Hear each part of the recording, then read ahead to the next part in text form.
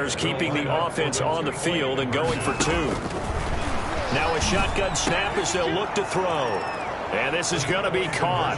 Well, not sure about the need to go for two, but they get it and extend this lead out even further.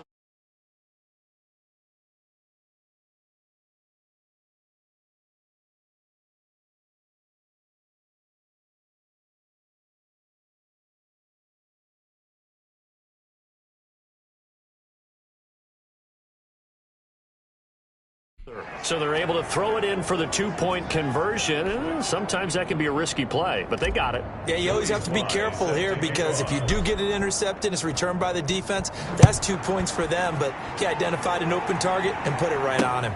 This will make it into the end zone, and not willing to risk another fumble. He'll sit on this one. It's a touchback. Derrick Henry trots back out there and gets ready to go. And for him, it's been pretty limited involvement down on the scoreboard. Maybe time to turn to this guy. And you know me well. Winning games to me means starting with the running game and continuing to press the running game.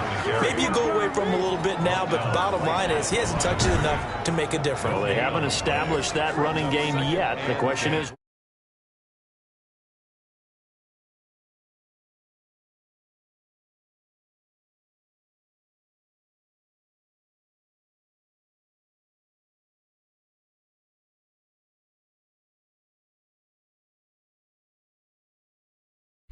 officially nothing on that last run. They'll try again, 2nd and 10.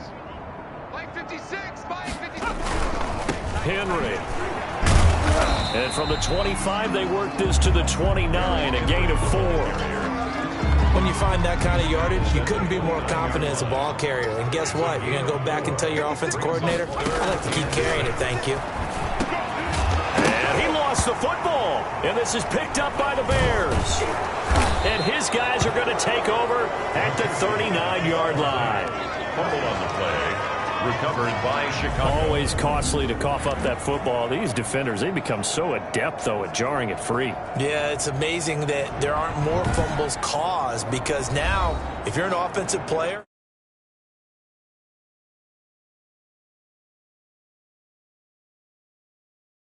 you go through ball security drills every single day. It's really not out of line to think you should take the ball to bed with you and just hold on to it. But the bottom line is, no matter how much you try to protect it, these guys are pretty good at finding ways to knock it out. He lets this one fly toward the back of the end zone. And that is caught. Boy, how about that one? He reeled it in one-handed for a touchdown.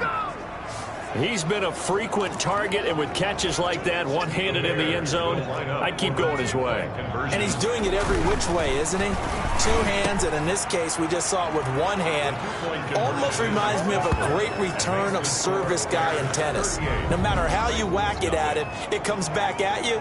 In this case, he just envelops it and brings it in. Joey Sly set to kick off. Joey Sly now to kick off after the touchdown. This will be fielded inside the 5.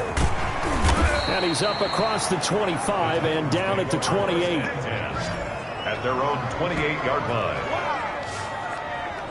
And the Titans getting set to go. And last time, not only the turnover, but that turned into 6 points. They got to make up for that here.